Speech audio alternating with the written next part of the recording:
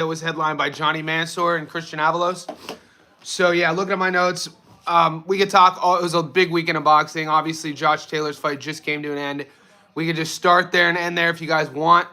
Hopefully you did well with your picks. You can't win them all. I was up to 31, 37. Josh Taylor would have been my 43rd pick in a row if he would have stole some of those later rounds. You can't win them all, guys. This is why I don't bet on boxing to get rich. It's only an element of my channel because you guys asked me for it. The heart of my channel is explaining to you guys who these fighters are, and I think we do a pretty good job at that. And Nathaniel Collins looked good. You can win 42 fights in a row, and then the one you lose, it's the one that bothers you. This Josh Taylor fight, I'm rewatching it as we're speaking, introducing Essuman right now. It kind of bothers me just in the sense of, and hats off to Ekow. It wasn't a robbery. Everyone I spoke to feels that Ekow did enough to win that fight, especially late. And, Javi, Ramirez, I didn't bet on that fight. Ramirez was a weak, you're talking about the kid from Wild Card, his name slips my mind, Papa Sustanov. But Ramirez was a weak notice, and they wouldn't let us bet on it, thank God. Did Nixon and Sutherland ever fight? I think that fight got nixed, Dino. I think the Nixon and Sutherland fight got nixed. BoxRec doesn't even have it coming up. Guys, wherever you are, like this video, comment, let me know what you think. Without looking too far ahead, I do want to focus on the fights that just happened. But guys, there's fights happening. We got the Sugar Nunez fight in a few days, so I'm going to be covering that. There's 2 world title fights on that fight card, and then that leads us into the Caleb Plant fight this weekend. So it's never ending. Hopefully you guys won some money. I'm going to put, I don't cover all the fights. The only fights I tell you to bet on are the ones I cover, but there were fights in, I think, Poland today. So I hit a 7-leg parlay in Poland. I think it was a plus 189. So I'm actually up, and I hit the Hollywood card. I went heavy on the plus 154 in Hollywood with all the favorites. And this one, I hit 4 out of 5 on my channel. The only fight I lost was the Taylor fight. We hit Nathaniel Collins. That's my most proud pick. He ended up messaging me on Instagram before the fight. He follows me now. And I told Nathaniel, his mom watched that video I did. And before the fight, I just thought Nathaniel was a level above Lee, just based off of his skill set and his speed. And that was well. Thanks. Profitable weekend, but frustrating to end with a loss on Taylor. 100% will, especially when the signs of decline were there. I know. Essuman did deserve it. It's kind of like, what's up, GOAT? David Easter, what's up? I think Gary Antoine Russell would kill those guys. Teofimo already stuck a fork in Taylor. Yeah, GAR is fighting at 40. Yeah, GAR is a world champion at 40. GAR is one of my favorite fighters. You guys, the longer you watch my channel, you know how high I hold GAR. And the lessons he took from that loss against Alberto Puello, we got to see him implement those lessons against Rayo. Because that version against Rayo, Jesus Christ, I don't think anyone beats GAR at 40. The version we saw against Rayo, that was an amazing performance. And we have to remember, Rayo had all the hype about him. Rayo was the one on the move. Do you ever do round robins? I don't explain. Go like the whole betting on boxing in terms of using sports bet apps. I'm still learning that boxing's my go-to in terms of breaking down the fights and telling you guys who to win. So you guys put me in this position to start wagering on it. But what's round robins? I know in basketball, round robin means something. I don't know what you mean in boxing. David Easter, but even Russell lost to a guy wasn't supposed to. Yeah, but that was to Alberto Puello. We saw Alberto Puello's slickness, southpaw. Puello's a tough out, too, and there's no shame in losing to that guy. I hit Nathaniel on 3 different parlays. Dino, love that pick. Collins is a serious fighter, showed levels tonight. 100% Oscar. It was crazy. All the people who picked Lee, no shade to them, but they deleted their comments, which is insane. If you go to the video, my breakdown, all these people were talking trash about Nathan, and now I went back to see some receipts they deleted. You mentioned Sugar Nunez, his fight. That's a pick'em. David Easter, that is a pick'em. Right now, my odds are swinging. The sports book down here has Sugar Nunez as the slight favorite. Russell almost killed Rao. He did, man. That was a brutal loss. Josh, tough. Had that. Josh got gas. He did, man. That win for Puello over Gary shows how good Puello is. 100%. And Puello's fighting Subriel Matias soon.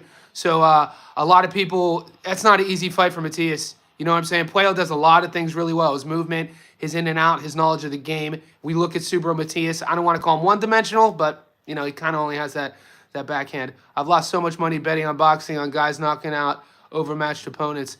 Yeah, if you're losing a lot of money, don't do it. I don't do this to get rich. I do this for entertainment. Yeah, man, you bet. It's still a bet. Life is a gamble. But I'm kind of new to round robins too. I believe it's where you can bet on 3 fights and you only have to be correct on 2 of them.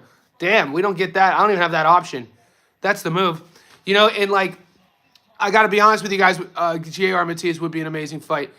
When I give you who you got on the Edgar, what's up, Meme? Appreciate you. Who you got on Nunes Rikishi? Meme. Appreciate the support like always. I'm leaning on Sugar Nunes. Rikishi's going to be a tough out. Nunes' latest quality, what he looks like to me, the hype he has around him. That prediction video I'm going to release tomorrow, but I'm leaning on Nunes. Always play what you can afford. 100% Stony PA. Exactly. You never want to be watching boxing or watching any sport needing to win. That's stressful, and I don't ever want to put you guys in that situation. I know some of you guys were pissed that I said that I was picking Harper to win by stoppage against Zimmerman. Yeah, but I'm not telling you to do that. Like, if $10, what I mean by that, the only fights I really pick to win are the ones I break down for you guys. The ones I believe in, I break down for you guys. And I've hit 42 out of 43. The one loss was the Taylor fight today. But I did take Harper to win by stoppage. I think it was 4-1, $10. It's not like I'm putting $1,000 on that. So it's just like entertainment value. You want to develop your own systems. I do have this, like I said, this cheeky 7-leg parlay working with these fights in Poland. The number 32 fighter in the world. Will, here we go. Give me 1 second. Lucas Dekis. Lucas Dekis is Slovakic. You know you're in too deep when you're talking about Czechoslovakian welterweights. Lucas Dekis is a Slovakian welterweight who fought today on this card. And if you would have taken him, he was $1.32. He knocked his opponent out. I got a little hot parlay working over there. I just need one more fight to come through. So I won the Hollywood fights. I'm going to win the Czechoslovakian fight card. And I'm going to be up. And I apologize for that Taylor fight, man. I didn't see that one coming. That could have went either way. Pick 'em fight for me. Same to Nunes as a cardio machine. I love Nunes' style. The thing is, Nunes hasn't beaten anyone good yet. David, yep. And this is coming from someone who's been high on him. Yeah, 100%. Rikishi beat anyone who's worth talking about. We can pull that up right now, guys. So when I'm looking at, when you're looking at Rikishi, you know, Rikishi has 1 loss. He's been stopped once. That was a while ago. He got stopped in 2018, so he's undefeated since then. If you go to his box rec, I mean, depending on how deep in the game you are, you know, you might not recognize any of these names. But, you know, Magnesi's a good win. Ricardo Nunes, Kamaru, he has some good wins. You know, he's world class. It's not going to be an easy fight. It's a pick him for a reason. Nunes, Rikishi beat anyone. Yeah, just go to his box rec. Guys, wherever you are tuning in, like this video, comment, let me know how you did. Like I said, we got to just keep the ball rolling. One loss isn't going to hold us back. I'm watching the Taylor Essuman fight again right now as we speak. It's in the 2nd round. Damn, Josh started out looking good. Taylor started out looking good, man. I was like, this one is in the bag. And I think it was somewhere around the 5th round. Taylor walked back to his corner, and you saw his body language. He just kind of deflated, and I'm like, oh, God, here it is. And then you just saw Essuman turn it on. And, you know, Essuman showed his world-class professionalism in those late rounds. His body language won him that fight. Obviously, his output, the way he boxed. But, you know, when you started seeing the fight psychologically swing into another guy's favor, you look at their body language, and that's, as me, the better. I'm like, fuck, Taylor's going to let us down here. But anyway, anyone heard news on Jinjiru's condition? Nope. BoxRec has him ranked number 1 at 130. Jose Miguel, 304. I don't understand what it is with Taylor. I know. I think it's a, from what I'm hearing, it seems like Taylor, like, lifestyle, sort of like, outside the ring, he parties, he's a drinker, and he's always kind of been that way. That's what I've heard. I'm not personally friends with the guy. I mean, this was a guy not too long ago, was top 10 pound for pound rankings, which is hard to, but you know, boxing guys, how quick fighters fall off for one reason or another, whether it's lifestyle issues, 1 loss. Look historically, the last 5 years of what the pound for pound boxing top 10 looked like, and as it looks like today, it's constantly this evolving door, like an elevator. Guys coming up, guys going down. So it's what boxing is. And when you're looking at predicting these fights and predicting these outcomes, that's why I think it's important not to just look at their win-loss record. Think about Maxie Hughes. A lot of you guys thought Archie Sharp was going to beat Hughes because Hughes had 7 losses. But you have to look at the overall picture of their career, who those losses were to, when those losses were. If you were to bet on Sugar Nunez and Rikishi, and just because Rikishi has 1 loss, and you just say that, oh, he's got knocked out, Nunez should beat him. I mean, his only loss was 7 years ago. So it really is about what have you done for me lately in terms of seeing who the best guy is in the ring. And then with Taylor, you see glimpses. You saw glimpses tonight. When he's on, he's on. He controls the center. He's working those body shots. He's controlling the pace. But he fell off quick. Yeah, he was winning all the early rounds. Essuman, look, it was a tale of 2 fights. And BoxRec initially had this fight as a 10-rounder. That's another thing. I think it was always a 12-rounder. But if it was a 10-rounder, Josh wins that fight by decision. I know somebody in the comment section this week said that this was a 10-rounder. And I was like, I don't know about that. It was a 12-rounder, and Essuman stole those late rounds, which I feel gave him the fight.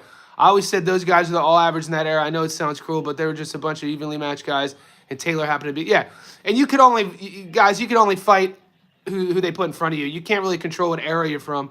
Have you watched Jimmy Flint match? He got a very bad. Yeah, Flint was a 10-1 favorite, fought the whole fight with 1 arm and got out decision. I didn't bet that fight.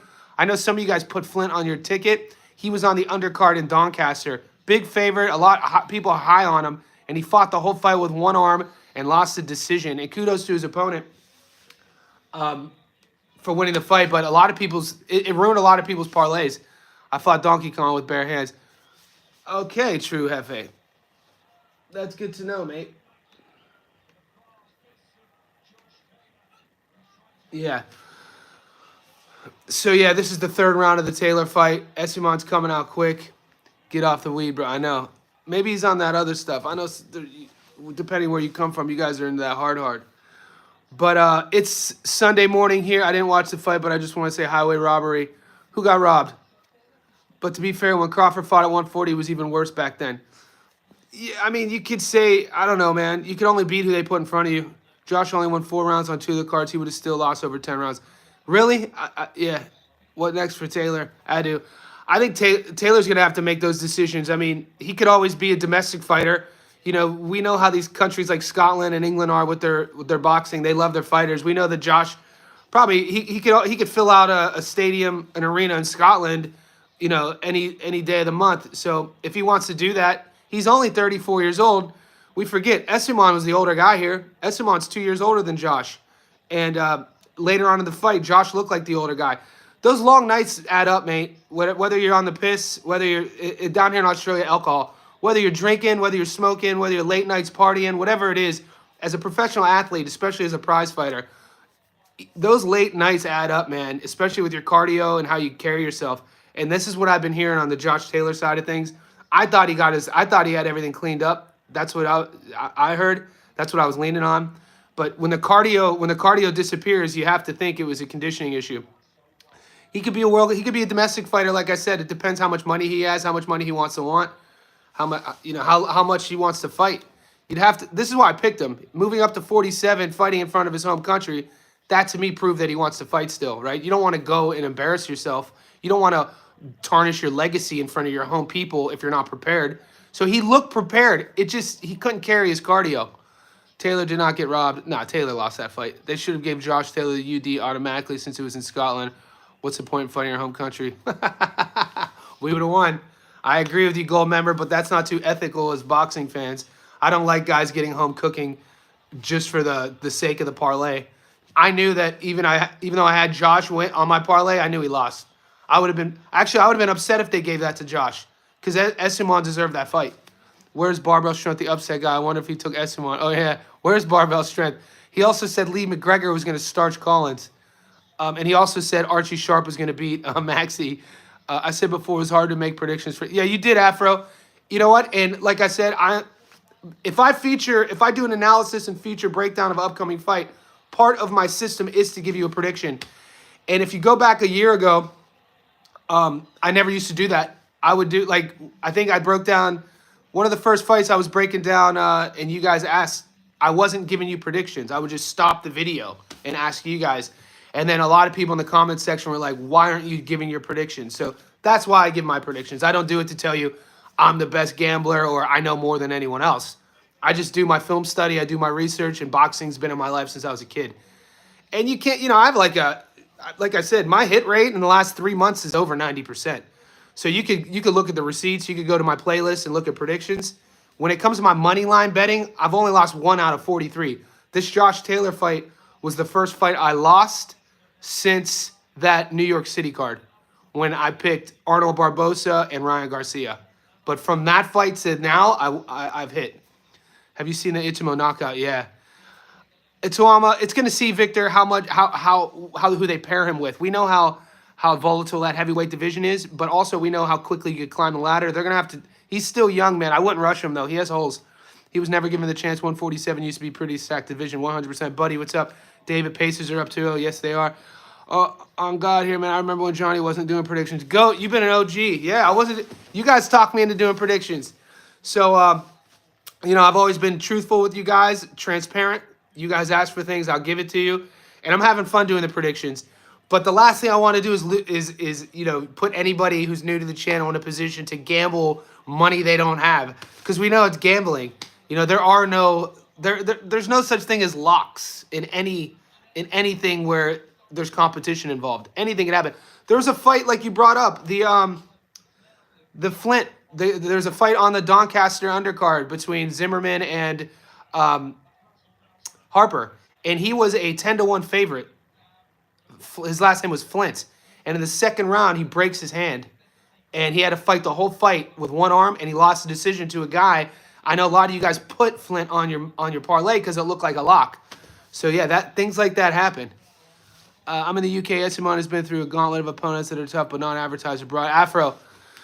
Yeah, man, and that's where we didn't get that knowledge. And I looked at the tape on Essuman, and all I could do as a fight fan is break down who I see he fights, right? You look at the opponents a guy fights, you look at their level, their class, you look how they fared. Doesn't have one-punch knockout power, doesn't have, a lot of knockouts, and he beats who they put in front. But when you take Essuman at his best and Taylor at his best, that's why, true, anything can happen, but I just didn't see Essuman beating Taylor. I also didn't see Taylor fading at 47. He looked good early, like I said. This is round 4. He looked good in rounds 1, 2. Look, he throws that backhand. He stumbles Essuman in the 4th. Go back to the 4th round with a minute left. He stumbles Essuman. It looks like he was on wobbly legs. Essuman just had to clinch. So everything was going in Taylor's favor until it wasn't. How much of that is... and Essuman returns with a big right hand. Staggers Taylor in the 4th. Gets his get back. This was the shift of the fight where I was talking about earlier. It was this 4th round. So, yeah, they both had their moments, but maybe Taylor underestimated Essuman. They have their history back in the amateur days. My parlay lost because of Taylor. Yep, all of us did. Nothing to apologize. You're doing a great job. Thanks, Pablo. I appreciate you. When they gave the UD to Essuman, I fainted like Shigoka. Oh, God. Victor Zakov, yeah, Johnny Flynn. It was a crazy fight. I actually thought he won single hand. A lot of... Yeah, that's it. It was one of the most interesting fights on that fight card because of what happened. Everybody knew he was hurt, and he was still trying to fight. And he's still a good prospect, but on his record, he has 1 loss. Kudos to his opponent. It meant everything to him. He did what he needed to do, but he wasn't supposed to win. That's what we call feeder fights. That dude was fed to Flint. Flint was supposed to eat, and he didn't because things in boxing happen. We can't control injuries. You can't control cuts. You can't control things that are, that happen in boxing. It's a blood sport. He used too much energy early. I think so. I mean, he didn't fight, and that comes down to professionalism. As a world champion fighter on the world level, part of being a professional is understanding how to carry that cardio, how to carry your conditioning, when to turn it on, when to turn it off. That's why we say there's levels to boxing. That's one of the levels, when you know to push the gas, pull it back. And a world-class fighter, you never see gas out. You know what I mean? They've prepped, they prepared, they were professional in their preparation, and that's one of the things. Other than studying their opponent, you have to put the work in, the road work, the miles. I'm not saying Josh didn't do that. He's had a long career. At only 34, he's been around a long time. Wasn't the most active guy either. Fought a lot of big names early. Hasn't seen a lot of success lately. How much of that is confidence and psychological, though? Started the 5th round when he thought he had Essuman hurt in the 4th, and Essuman returned fire. Maybe Josh wasn't expecting that. And Essuman is turning on from this round onward. Shigoka is good. Yeah, everybody check on him. I haven't been able to check on Shigoka. Essuman's body punches were huge, right? Moses Essuman, what did you think? Shinless opponent, though. I know, David, it's tough. It's tough to make a conclusion on young heavyweights who are put in there as $1-2 against a 12-1. You know what I mean? You're supposed to look good. You're supposed to look good until you move up, until they put you in a. He's yet to be tested, which is fine. There wasn't much value in betting. Yeah, I didn't really bet on him. Hope we get the win next parlay. Yeah, I mean, we could always, like I said, Wednesday. There's two world title fights in Japan. Sugar Nunez. So the two fight, you have the IBF super featherweight world title this Tuesday night in America, Wednesday in Australia. And then you have, I'm going to cover both of these fights. And then there's the WBO bantamweight world title between Takai and Tongdi. So we'll see what those odds are. Right now, Nunez is like $1.75. It's almost a pick 'em. Moses, the ones that help we get the win. They have Moses like, yeah, I didn't bet on Moses. I'm not gonna. It's hard for me to cover every single fight, especially when fighters are that big of favorites. And there are a lot of fight cards like there are this week. We got looking ahead, guys. We got the midweek fight card in Japan. Caleb Plant is fighting Resendez this weekend, so there's some fighters on that undercard. I know you guys want to see featured. What you could do for me is go through. What I like to do is just Google Boxing Scene, has the boxing schedule, the boxing calendar globally. It's always updated. Check out the fight cards and check out some of the preliminary fights on those fight cards. And if you want me to feature a fight, comments so I know that early. Because right now I'm a one-man show and all I have time to do is obviously feature the main event, the co-main on all these cards. And so Wednesday is already going to take up 2 fights of our time with Sugar Nunez and the co-main there. So have a look. There wasn't much value. They had Moses. Any opinions on Wallace versus Colin on Apatea card? Yeah, that fight's coming up too. I got you're talking about Connor Wallace from Australia. He has a lot of hype about him. Important fight at 175. Do the undercard of Plant. I'm going to, Jose. I'm going to pull that up real quick. Let's talk a little bit about that real quick.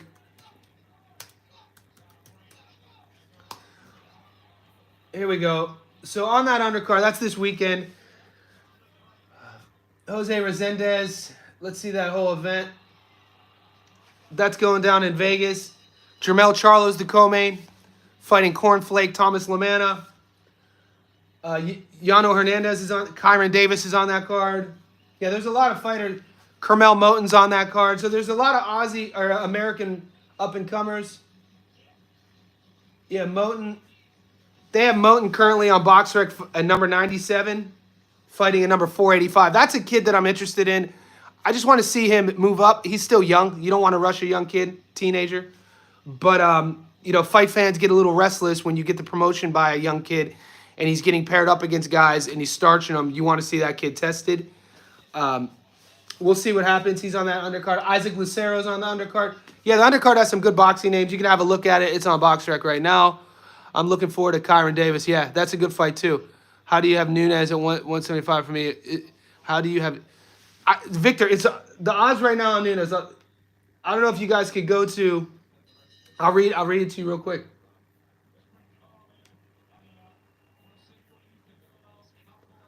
And you guys always comment on the odds are different down here. Yeah, right now Nunez is $1.51. And Rikishi's 280. So 100 on Nunez gets you your money plus 51. 100 on Rikishi gets you your money plus 180. So Rikishi's almost a 2-1 dog right now. It was a lot closer a couple days ago. I haven't looked at those odds probably since Wednesday. The last time I looked, Nunez was at $1.75. He's at $1.51 now. I think that's a pretty safe bet. I mean, you don't have to do parlays. I only give you the long parlay because I feature those fights. You take Nunez by decision and Sakai by decision. That's 2 fights, gets you back on the winning track. I could definitely see that happening.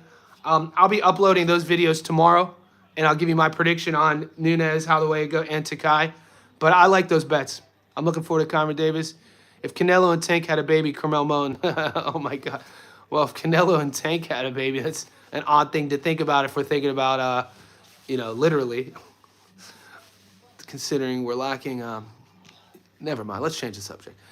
Nunez gets you 45 on FanDuel. I think that's a fun bet. And then let's say you put 100 on Nunez, gets you 45. You keep the 145 in your account, and you carry it over to the weekend. This is how I build. This is how I always make money on boxing. Don't get impulsive and impatient, guys. Just because you lost on the Josh Taylor card doesn't mean that, like, it's just one loss. So you got to be patient and have a realistic perspective on what you're trying to do. Are you trying to win with upsets? Pick upsets. Are you trying to be impulsive? Do that. But if you want to make money on boxing, it's very possible. You just got to be patient. And that's what I would do. If you guys hit on Nunez, if I hit on Nunez, like I keep money in my sports betting account until it gets to a certain amount.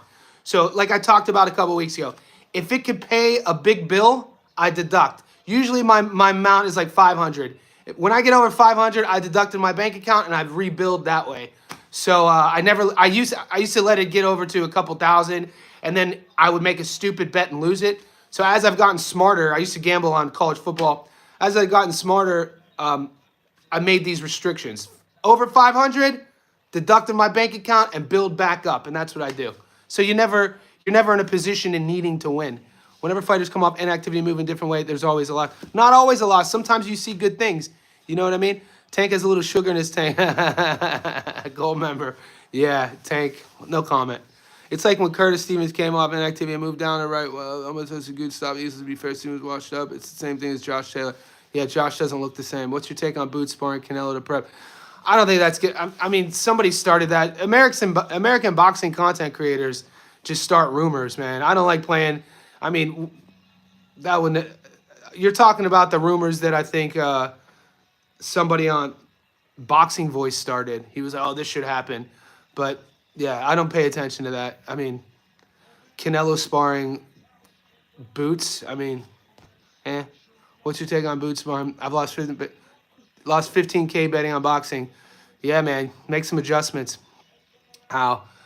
Thanks for clarifying. I kind of like to only bet big on smaller cards like the Golden Boy cards.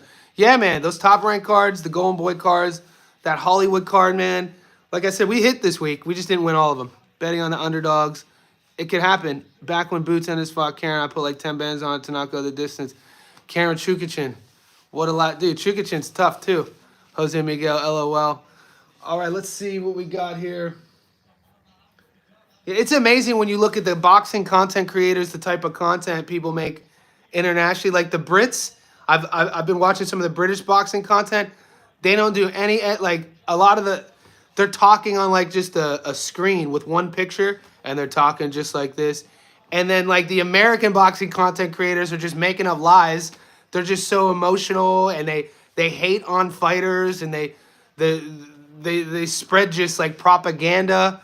So I like staying in my own little niche. Like I like editing. So if you watch my channel, I come from I filmed a couple documentaries with film crews. We've traveled the world. I've been to Myanmar, Cyprus. I did a documentary on the sport called Lethwei, which is bare knuckle Muay Thai, but the headbutt is legal. So in that experience, I learned how to edit. I learned how to film. And at that time, I didn't know I'd be doing a boxing channel years later. So that's kind of like my point of difference is I like the storytelling component. I keep it ethical. I don't lie. And I like editing. So it's interesting. When you ask me about the Canelo sparring Boots, that's what triggers my mind. Like, dude, some of the American boxing content creators are so insanely, like, unethical. It's insane, dude. It's crazy people go there for boxing facts. I'm not hating on them. I'm just like, if you're getting your boxing facts from certain channels, no wonder the boxing fandom is filled with casuals because, you're not coming at it from an ethical standpoint. That's one of my goals on my channel, is just to talk about the facts. What's your biggest wins? My biggest win recently, outside of boxing, I told you guys this the other day. I bet $10 on a Cleveland Browns game, and I won, I think, $6,000. So $10 to win $6,000. But then in 2013, I won $23,000 on college football. And at the time, I was a strength coach at a gym, and I took the $23K and I paid my year's rent. So it was the business model at the time was you have this health club, you have 30 strength coaches. The strength coaches pay weekly rent. So I hit for like $23,000, and then I paid my $22,000 year rent off, and then I was able to build my business. That was in 2013. If you bet unit sizes to bet in the long run, Dave, if you can, I would start betting bigger on money lines. They're the easiest to win, just for clicks, I guess. Yeah, I agree. You can get money lines, 15K losses wearing. I know it's best to slowly build, manage your bankroll. Yeah, management's huge. Will, great point, man. I like that. Very educated response. Management, reality, and don't be impulsive.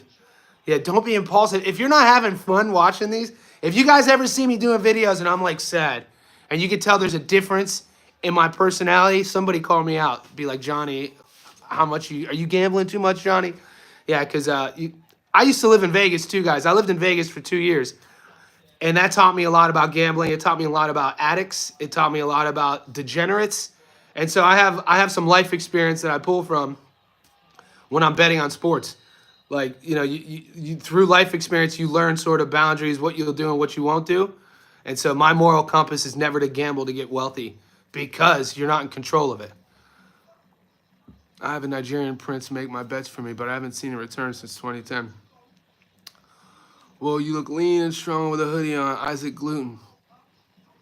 I am. I mean, I'm 5'11", 180, probably 8% body fat. I'm 43. I don't drink. I don't smoke. I'm a coach. I sparred yesterday, like every Saturday morning, 7 a.m. in the city of Sydney. I spar 20 rounds. Now, we're not trying to hurt each other. They pay me to spar them. So I have 2 clients. They pay me every Saturday to go 10 3-minute rounds. So I run 100 kilometers a month. I've been doing that for over 4.5 years. I power lift 5 times a week. I do yoga 2 times a week. So I'm constantly, my body is an outcome of my mind. So I take care of my body so my mind can be sharp. Shit, you take on Benavidez right now then. I know, isn't that crazy? But Benavidez is 6'3". He walks around so big, man. David is a massive guy. That's why I take a lot of shit for not wanting to see certain matchups. But Benavidez, I think he'll come to his own at light heavyweight. I like him there. He's just massive. I cannot do any of that. Only couch sit-ups. You could do a lot. I tell my clients, you could do a lot, you could do a lot more than what you think you can, mate. So right now, round 8, these judges have Taylor up 68-65. And he let this fight go. Taylor let the fight go, but it's all good. Guys, wherever you're tuning in, like this video, comment. If you're catching on the live stream, I say thank you. If you're new to the channel, I say welcome. And some of you guys are OGs. You've been here a while. We're growing. If you're catching this on the edited form on my playlist, let me know what fights you want me to feature. We got the Caleb Plant Resendez card coming up. There's a lot of exciting American prospects on that card. Sugar Nunez is midweek. I'm betting on that fight. I'm betting on that card. There's 2 fights I think we can make some money on, and I'll be uploading those videos tomorrow. I go live every day, so if you could catch these live streams wherever you are in the world, I usually go live this time. It's my morning in Sydney. In America, it'll be your evening the night before. What's your next guess on Benavidez is fighting next? After I lost 10K on Boots, stopping Karen, I've lost money on Zoo beating Fandora, Ramos beating Lubin, Conwell Perez has a bad taste in my mouth too. And I can't believe Tellez didn't go in there and knock out Williams. Yeah, I don't like betting heavy on outcomes though, mate. Not sure if you know this, but Benavidez and Andre Ward are my 2 favorites. I wish Andre Ward would have fought Kelly Pavlik. So you guys know I grew up with Pavlik. Kelly and Andre Ward were supposed to fight. They did a whole press conference tour, and the Kelly had to have arm surgery. I cashed out and bet against Taylor. Had a gut feeling he would lose. Yale Morris, salute. Good call. Yeah, it is. David Easter. If you can't win with those kind of bets, then how are you gonna win this stuff if these guys are gonna go in there? Yeah, I don't have a lot of good luck betting on outcomes. So every week I give you my method of victory, my outcomes, but like I make all my money on money lines. The money line king, 42 out of 43. Some of you guys were talking trash. Oh, you picked all the money lines. It's $1.54. Okay, mate. You pick the upsets and you lose while I keep winning. I'm just laughing at you guys too who make fun of the money line betting. That's how you win. I cashed out. He's tweaking. He bet a lot. I know, mate. God, betting that heavy on an outcome is insane to me. I couldn't imagine putting 10K on 2 men who are both trying to, have as a professional athlete, one has to knock the other out. That's insane to me. If I do that, I'm going like $10. Or I might go 100. I was happy I went heavy on Boots versus Stanionis. I put 100 on Boots to win and stop Stanionis. That That was my favorite bet so far in the last quarter, was boot standing on a stoppage. But there's no way I would put that on a parlay. I would never go heavy on a stoppage parlay with a couple, like even like Terry Harper to stop Zimmerman, and I think I had Hughes to stop.